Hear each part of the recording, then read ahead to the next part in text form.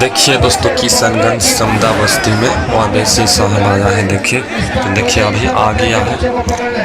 चलिए देखते हैं पूरा वीडियो ओवैसी साहब का। किशनगंज समदा बस्ती में पहली बार आया है। देखिए कितना भीड़ लग गया है पूरा चारों तरफ ओवैसी साहब को देखने के लिए। देखिए कितना भीड़ लग गया है चारों तरफ। देखिए कोई ऊपर कोई नीचे, चारों तरफ फूल हो गया इंसान। करती है तो क्या चरमपंथी बन जाती है। तो यही बात आपको समझना है। ये जो तेजस्वी ने ये जो बात कही, इसने बता दिया कि वो देखिए कितना भीड़ लग गया है।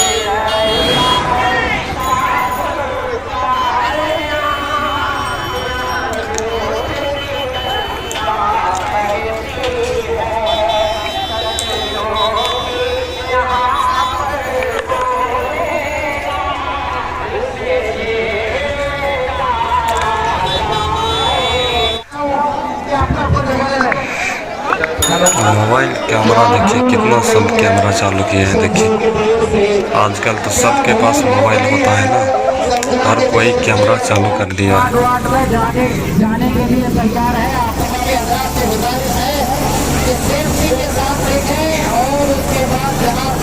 ज़्यादातर यही हेलीकॉप्टर लेके जाता है ओवैसी साहब, पता नहीं चलता।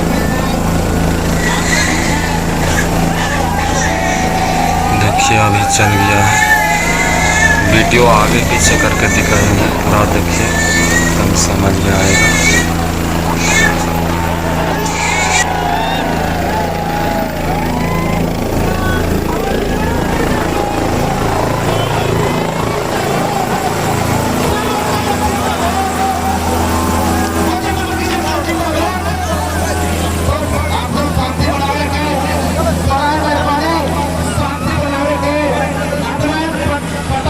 पूरा वीडियो देखिए, अभी दिखाएंगे स्टेज में। अभी स्टेज में आने वाला है ओवैसी साहब, तो आता है तो फिर दिखाते हैं। एक दो मिनट में आ जाएगा, तब तक ये टेलर देखिए पब्लिक को देखिए। जो हमारे प्रत्याशी है उनका खिताब होना है। आप लोग अपने अपने कीमती वक्त को दे करके उनकी खिताब को भी समाप्त करने का काम करेंगे। फिर उसके बाद जनाब सरवर साहब का काफिला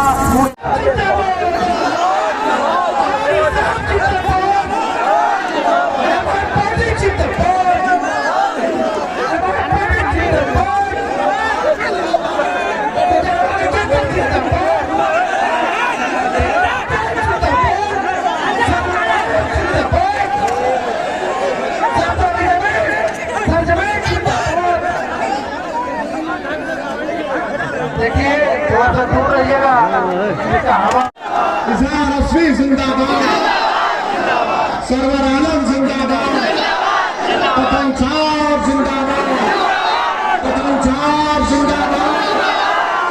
और साथ नारा लगाइए, गद्दारों को वोट नहीं मिलेगा, गद्दारों को वोट नहीं मिलेगा। जो सर पर दुपट्टा ओढ़ती है या हिजाब और बुर्का करती है तो क्या चरमपंथी बन जाती है। तो यही बात आपको समझना है। ये जो तेजस्वी ने ये जो बात कही, इसने बता दिया कि वो लालू का बेटा जरूर है मगर मोदी का छोटा भाई है।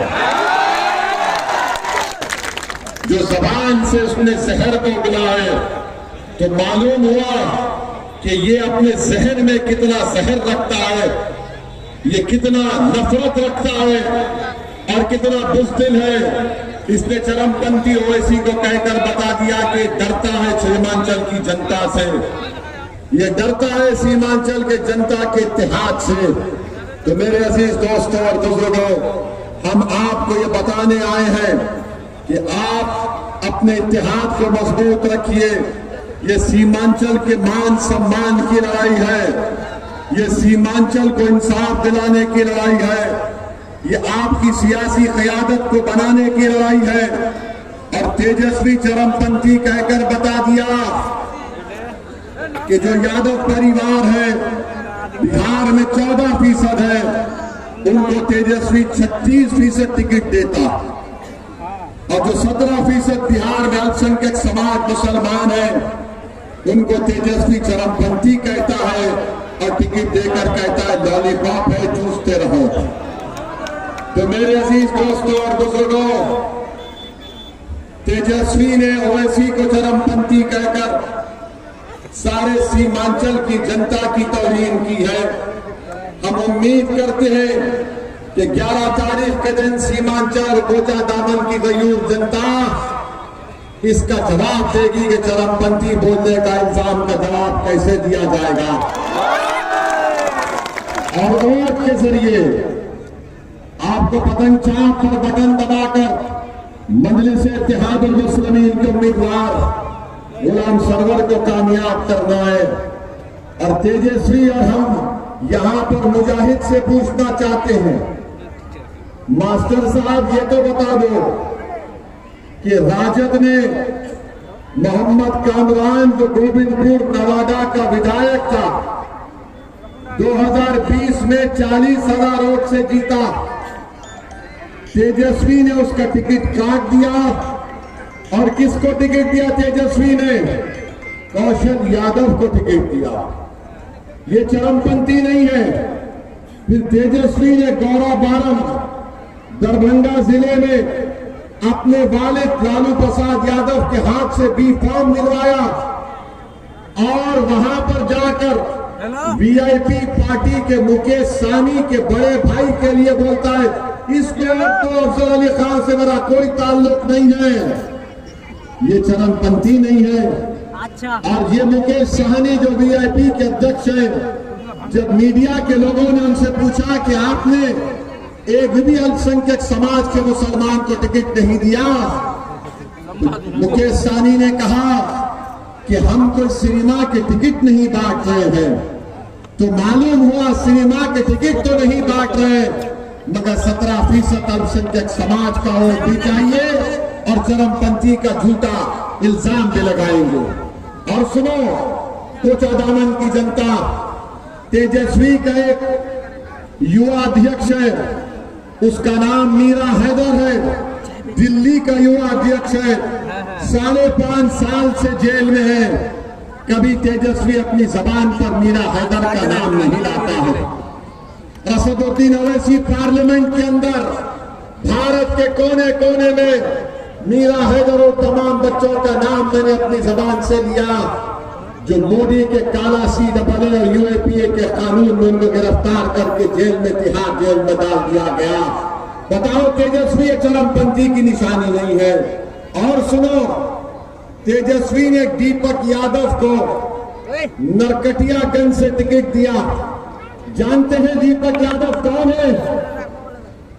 दीपक यादव को जानते हैं आप कौन है? दीपक यादव अब घर को जाएंगे तो गूगल पर दीपक यादव नाम डालो, उसकी एक फोटो आएगी। ये तलवार बांट रहा। किस लिए तलवार बांट रहा है?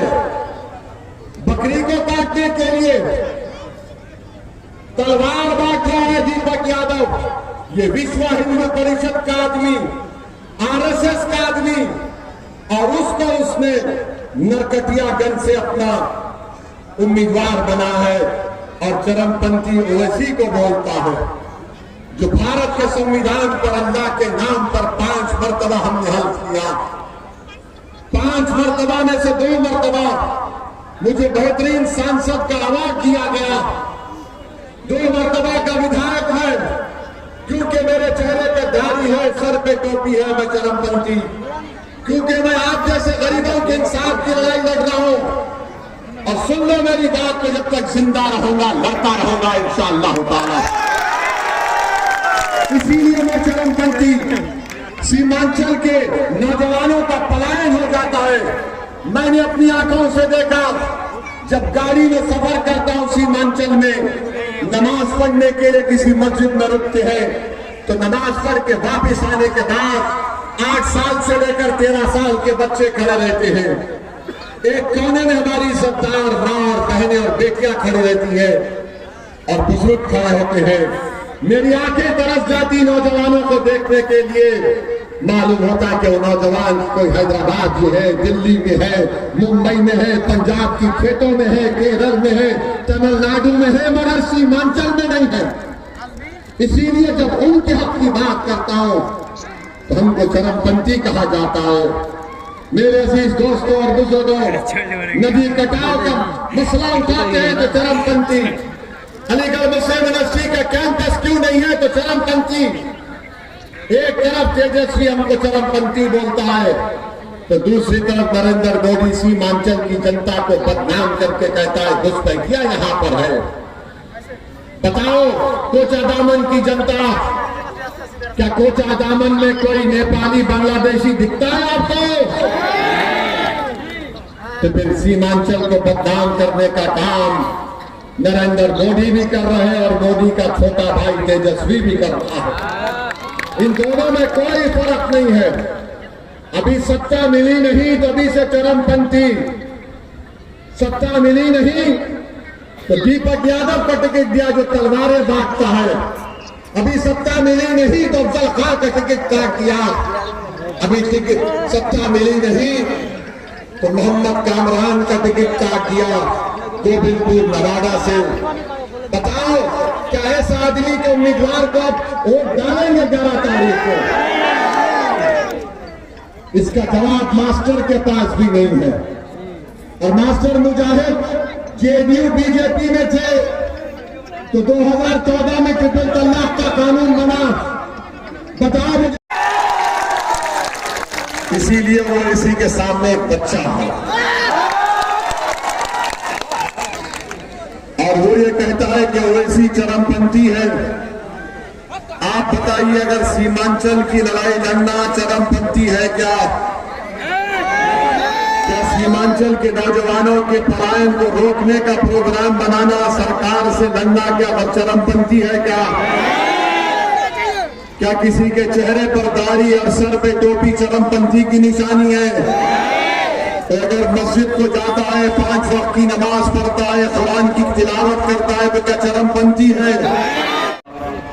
आप तमाम की मोहब्बत और आप तमाम की मजलिस इत्तेहादुल मुस्लिमीन की वाबस्तगी की बुनियाद पर यहाँ से दोबारा आप मजलिस इत्तेहादुल मुस्लिमीन को उम्मीदवार को अपना भारत देश के मुसलमानों का अपमान किया तेजस्वी यादव, हर दाढ़ी वाले टोपी वाले का आपने अपमान किया है। आपको इस अपमान के लिए माफी मांगनी होगी पूरी बिहार की जनता से, पूरी देश की जनता।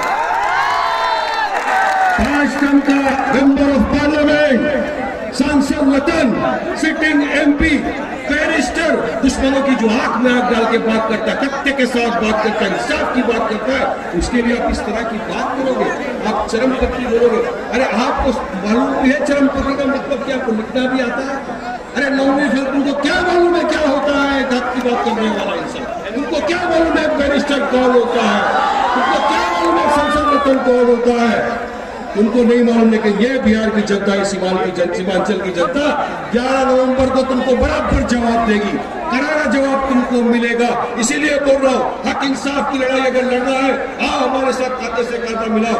आज जो सदर साहब आपको बोल रहे हैं, आके आइए साथ में मिलकर सीमांचल का विकास करेंगे। आइए मेरे भाइयों, दोस्तों, बुजुर्गों, और देखिए जो बेइंसाफी होगी अगर उसको मिटाना है तो आप तमाम को मजलिस का साथ देना होगा। मेरे भाइयों, दोस्तों, इत्तेहाद और मुत्तहिद हो जाइए, अपने सफों में जो दरार है उसको खत्म कर दीजिए। आपके बीच बहुत सारे लोग आ रहे हैं, बहुत से लोग आके गुहार लगा रहे हैं, हमको वोट दो। उनको बोलना तुमने क्या किया हमारे लिए, हमारे साथ जब बेइंसाफी हो रही तुमने क्या किया उसके लिए। आज हर शोबे पे जब हमारी बहनों के चेहरे से नकाब हटाने की बात हो गई,